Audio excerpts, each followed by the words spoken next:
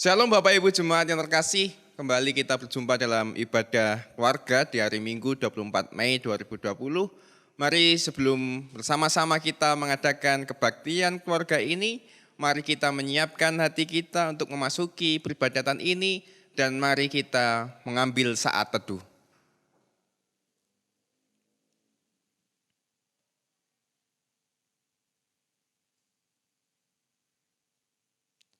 Bapak Ibu Jemaat yang terkasih, marilah ibadah ini kita khususkan dengan pengakuan bahwa Tuhan yang menciptakan langit dan bumi adalah sumber pertolongan kita. Kasih karunia, rahmat, dan damai sejahtera dari Allah Bapa kita dan Tuhan Yesus Kristus menyertai kita saat ini sampai selamanya. Amin. Marilah saat ini bersama-sama dengan sukacita kita menyanyikan pelengkap Kidung Jemaat 128 sebagai bukti nyata bahwa kita mengimani bahwa kasih Yesus senantiasa mengiringi kehidupan kita.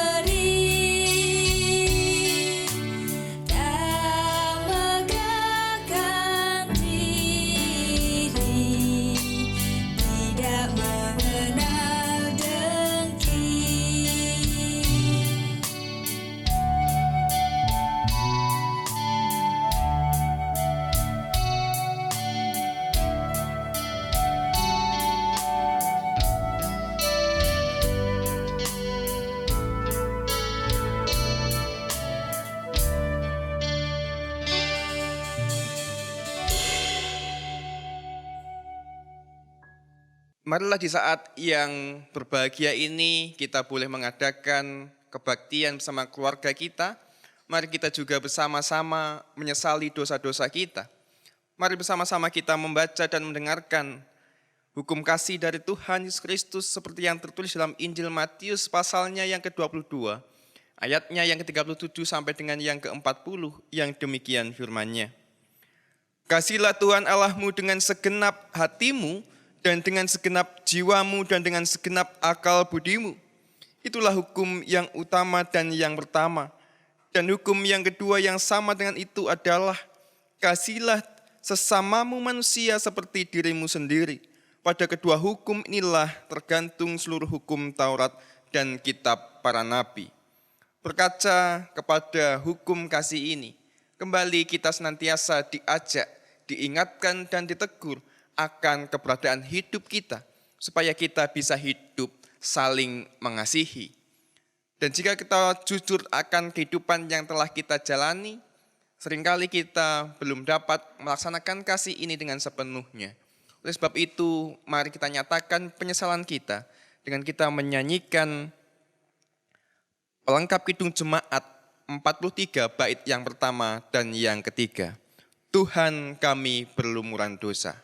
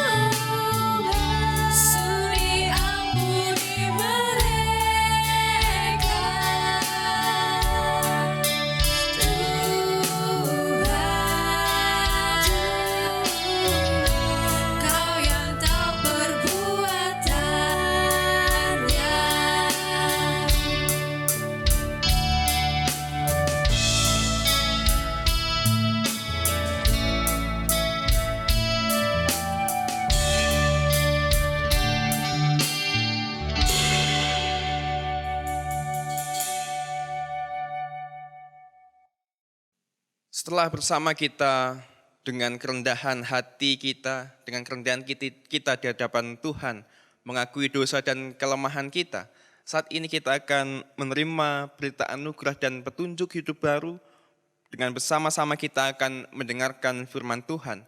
Namun sebelumnya mari kita mohon bimbingannya, supaya kita dapat mengerti akan maksud firman-Nya. Mari kita berdoa. Tuhan Allah kami yang makasih, mengucap syukur atas kasih karunia-Mu dalam kehidupan kami. Terima kasih atas kemurahan-Mu di tengah keberdosaan dan keterbatasan kami sebagai manusia. Engkau senantiasa memberi pengampunan kepada kami. Di saat ini ya Tuhan, melalui firman-Mu kami akan menerima anugerah, menerima petunjuk hidup baru untuk kehidupan kami selanjutnya. Oleh sebab itu ya Tuhan, saat ini berkatilah kami semua, supaya kami dapat mengerti akan maksud firman-Mu. Berkatilah pikiran kami, hati kami, sehingga kami dimurnikan dan firman-Mu boleh tertanam dalam hidup kami. Bersabdalah ya Tuhan, kami siap mendengarkan. Amin. Bapak Ibu Jemaat yang terkasih, bersama-sama kita akan mendengarkan firman Tuhan. Firman Tuhan saat ini terambil dari Injil Yohanes pasalnya yang ke-17, baitnya yang pertama sampai dengan yang ke-11. Saya akan membacakannya untuk kita semua. Bapak Ibu silahkan menyimak. Injil Yohanes pasal 17 ayatnya yang pertama sampai dengan yang ke-11. Lembaga Alkitab Indonesia memberikan judul Doa Yesus untuk murid-muridnya. Demikianlah kata Yesus. Lalu ia menengadah ke langit dan berkata, Bapa, telah tiba saatnya, permuliakanlah anakmu, supaya anakmu mempermuliakan engkau, sama seperti engkau telah memberikan kepadanya kuasa atas segala yang hidup. Demikian pula ia akan memberikan hidup yang kekal kepada semua yang telah engkau berikan kepadanya. Inilah hidup yang kekal itu, yaitu bahwa mereka mengenal engkau, satu-satunya Allah yang benar, dan mengenal Yesus Kristus yang telah engkau utus. Aku telah mempermuliakan engkau di bumi dengan jalan menyelesaikan pekerjaan yang engkau berikan kepadaku untuk melakukannya. Oleh sebab itu ya Bapa, permuliakanlah aku padamu sendiri dengan kemuliaan yang kumiliki di hadiratmu sebelum dunia ada. Aku telah menyatakan namamu kepada semua orang yang engkau berikan kepadaku dari dunia. Mereka itu milikmu dan engkau telah memberikan mereka kepadaku dan mereka telah menuruti firman-Mu. Sekarang mereka tahu bahwa semua yang engkau berikan kepadaku itu berasal daripadamu. Sebab segala firman yang telah engkau sampaikan kepadaku telah kusampaikan kepada mereka dan mereka telah menerimanya. Mereka tahu benar-benar bahwa aku datang daripadamu dan mereka percaya bahwa engkaulah yang telah mengutus aku. Aku berdoa untuk mereka, bukan untuk dunia aku berdoa, tetapi untuk mereka yang telah engkau berikan kepadaku, sebab mereka adalah milikmu. Dan segala milikku adalah milikmu, dan milikmu adalah milikku, dan aku telah dipermuliakan di dalam mereka. Dan aku tidak ada lagi di dunia, tetapi mereka masih di dalam dunia, dan aku datang kepadamu. Ya Bapa yang kudus, peliharalah mereka dalam namamu, yaitu nama yang telah engkau berikan kepadaku, supaya mereka menjadi satu sama seperti kita. Bapak Ibu Jemaat yang terkasih, demikianlah firman Tuhan. Yang berbahagia adalah setiap kita yang membaca, merenungkan, terlebih kita yang memeliharanya dalam kehidupan kita sehari-hari. Haleluya. Amin.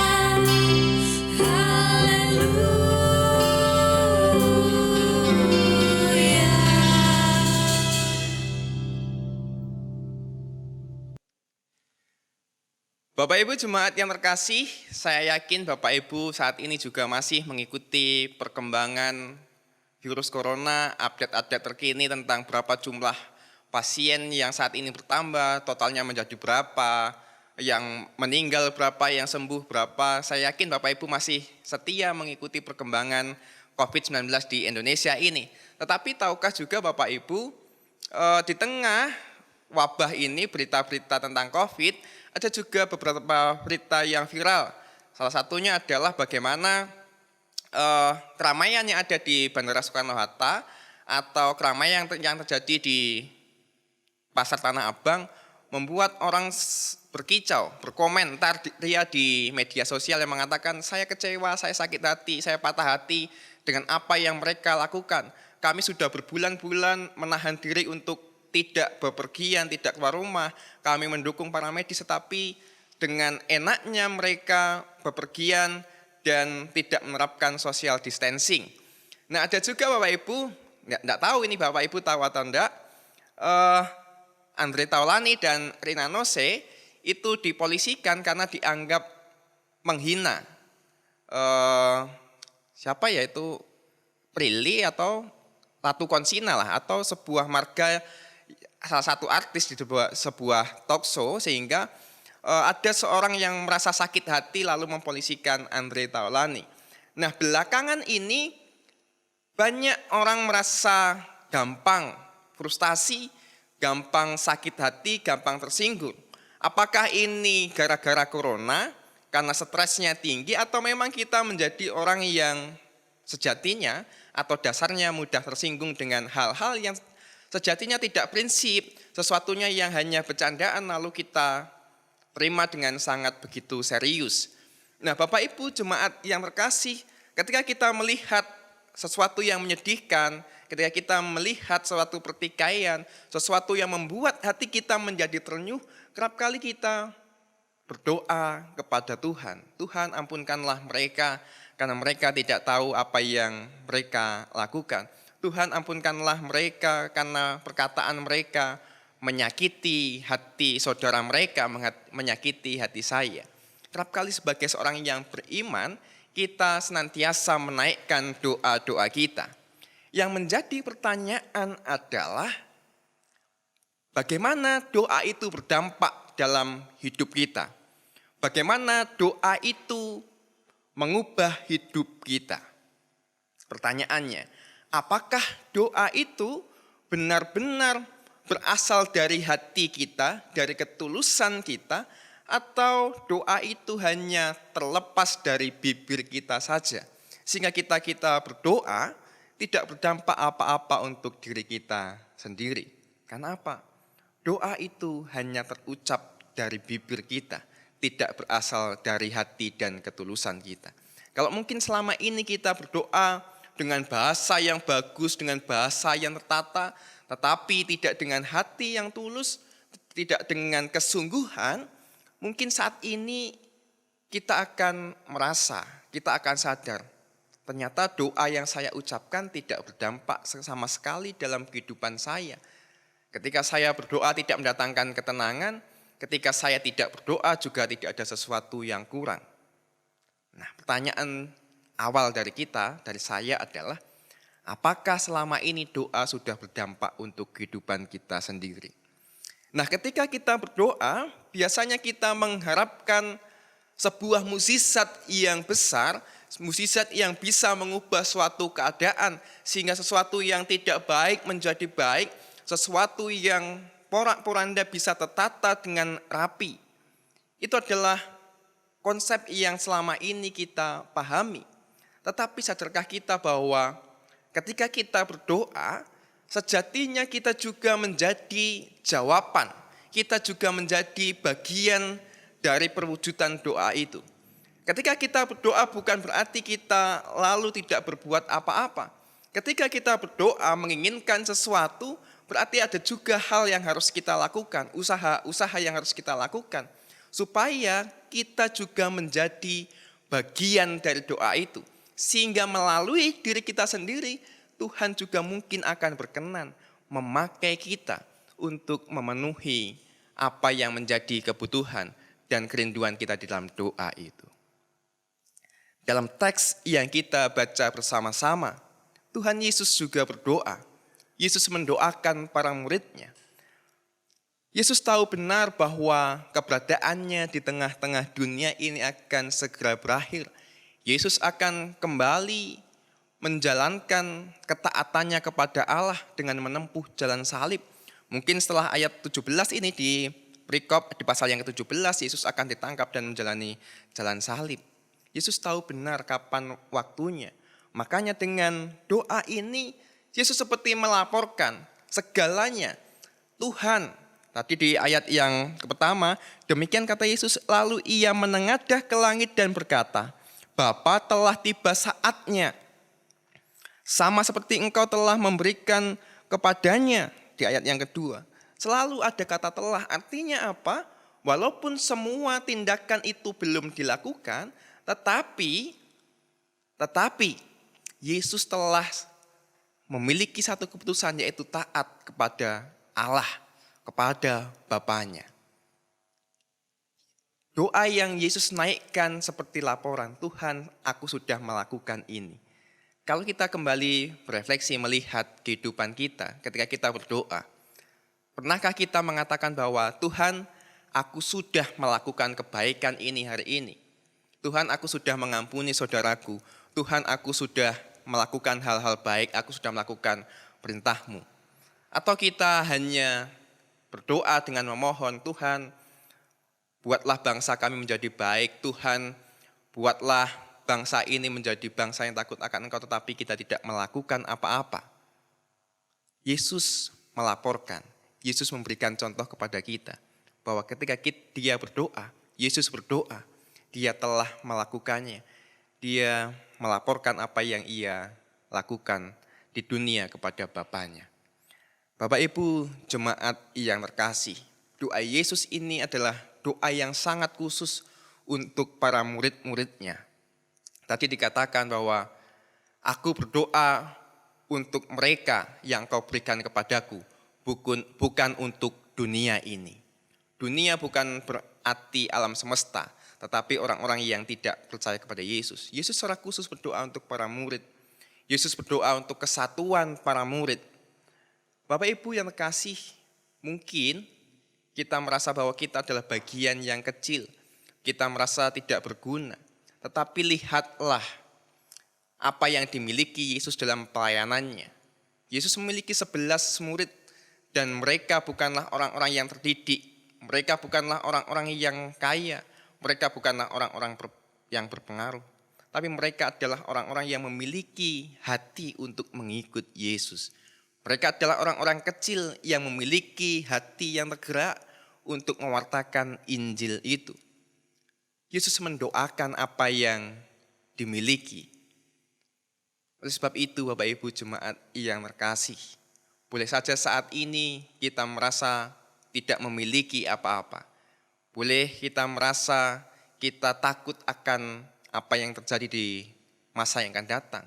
Sebuah kenormalan sebagai kita sebagai manusia. Tetapi renungan kita saat ini mengajak. Sekalipun kita kecil, menganggap diri kita tidak berharga. Tetapi Yesus sendiri telah mendoakan kepada Bapa supaya kita tetap memiliki kesatuan iman. Kita adalah milik kepunyaan Allah yang berharga dan dikasihi. Kesatuan umat inilah yang harus tetap kita jaga dan kita pelihara. Kerap kali gereja tidak dapat mewartakan Injilnya, bukan karena tidak ada Roh Kudus, bukan karena tidak ada orang yang pandai di dalamnya, tetapi semua orang berlomba-lomba untuk memegahkan dirinya.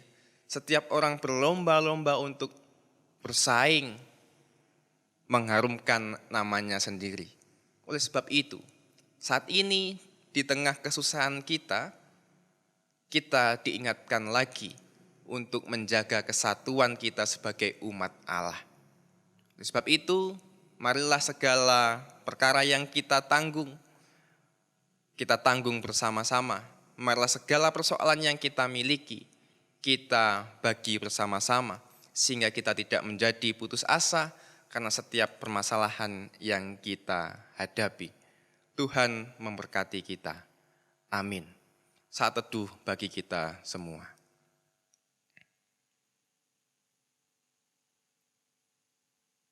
Tuhan Allah kami yang makasih, kami kecil dan mungkin kami tidak berguna di mata sesama kami, tapi kami sadar akan kasih-Mu kepada kami. Engkau berdoa untuk kami supaya kami boleh mewartakan Injil di tengah-tengah dunia yang begitu luas dan lebar ini. Engkau mendoakan kami supaya kami memiliki kesatuan hati, kesatuan sikap, sehingga Injil-Mu boleh diwartakan di tengah-tengah dunia ini.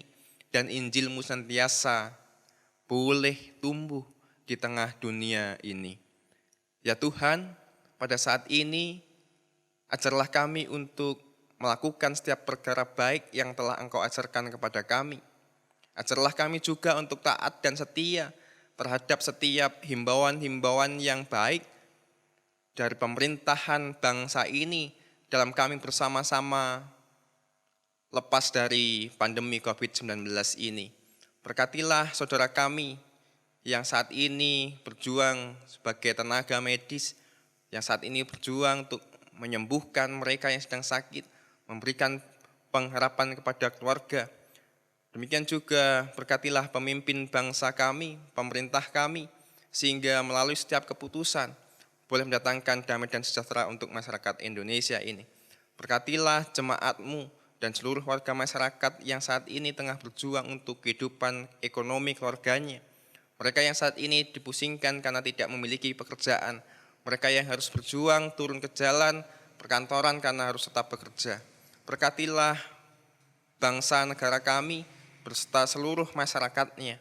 Biarlah di tengah situasi yang tidak menentu ini, mereka masih memiliki pengharapan dan semangat yang berkobar. Berkatilah kami juga Tuhan pribadi lepas pribadi, kami sebagai gereja-Mu. Milikilah kami, mampukanlah kami memiliki kesehatian, satu sikap, satu suara dalam menghadapi permasalahan ini.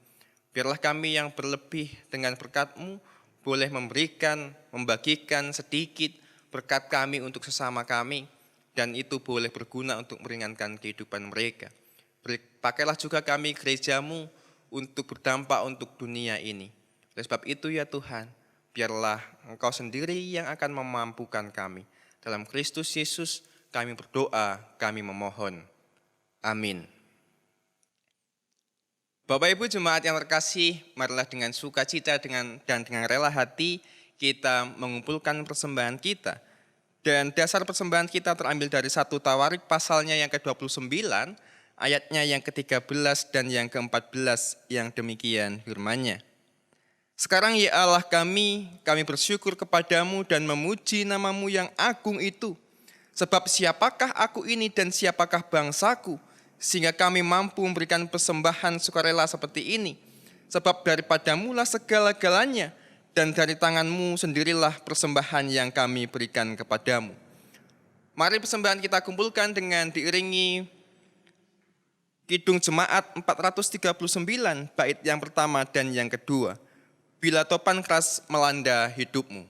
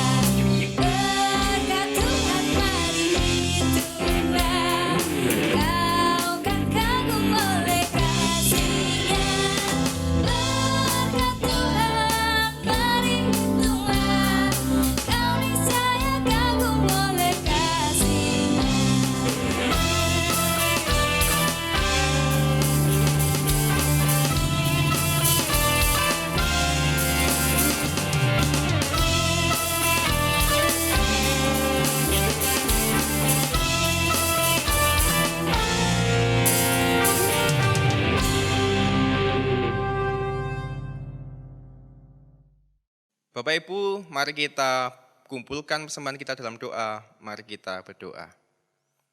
Tuhan Allah Bapa kami, inilah persembahan yang telah kami kumpulkan dengan sukacita dan dengan rela hati. Pakailah persembahan kami untuk jalannya gerejamu di tengah-tengah dunia ini. Biarlah melalui persembahan ini, pelayanan gerejamu boleh berjalan dengan baik, dan keberadaan gerejamu boleh dirasakan oleh warga masyarakat, warga jemaat gerejamu di tempat ini. Ya Tuhan, inilah doa kami, dan apabila kami dalam mengumpulkan persembahan ini banyak dosa yang terselip, kami mohon ampun. Kiranya doa ini Engkau sempurnakan dengan doa Bapa kami. Bapa kami yang ada di surga, dikuduskanlah namamu, datanglah kerajaanmu, jadilah kehendak-Mu di bumi seperti di surga. Berikanlah kami pada hari ini makan kami yang secukupnya, dan ampunilah kami akan kesalahan kami, seperti kami juga mengampuni orang yang bersalah kepada kami. Dan janganlah membawa kami ke dalam pencobaan, tetapi lepaskanlah kami daripada yang jahat.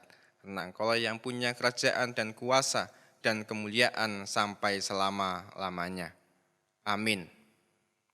Bapak Ibu Jemaat yang terkasih, marilah kita nyatakan iman percaya kita bersama dengan jemaat Tuhan di segala tempat dan segala abad.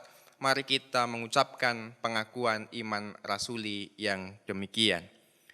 Aku percaya kepada Allah Bapa yang Maha Kuasa, Khalik langit dan bumi, dan kepada Yesus Kristus, anaknya yang tunggal Tuhan kita, yang dikandung dari Roh Kudus, lahir dari anak darah Maria, yang menderita di bawah pemerintahan Pontius Pilatus, disalibkan, mati dan dikuburkan, turun ke dalam kerajaan maut. Pada hari yang ketiga bangkit pula dari antara orang mati, naik ke surga, duduk sebelah kanan Allah Bapa yang Maha Kuasa, dan akan datang dari sana untuk menghakimi orang yang hidup dan yang mati. Aku percaya kepada Roh Kudus, gereja yang kudus dan persekutuan orang kudus, pengampunan dosa, kebangkitan daging, dan hidup yang kekal. Bapak Ibu Jemaat yang terkasih, ibadah kita saat ini telah selesai. Marilah nyatakan kasih kepada sesama dengan membangun kesatuan hidup sebagai gereja Tuhan. Dan saat ini marilah kita terima berkat-Nya. Kasih karunia, rahmat, dan damai sejahtera dari Allah Bapa kita dan Tuhan Yesus Kristus dalam persekutuan Roh Kudus menyertai kita saat ini sampai selama-lamanya. Amin. Marilah kita nyanyikan Kidung Jemaat 432, bait yang pertama dan yang kedua. Jika padaku ditanyakan.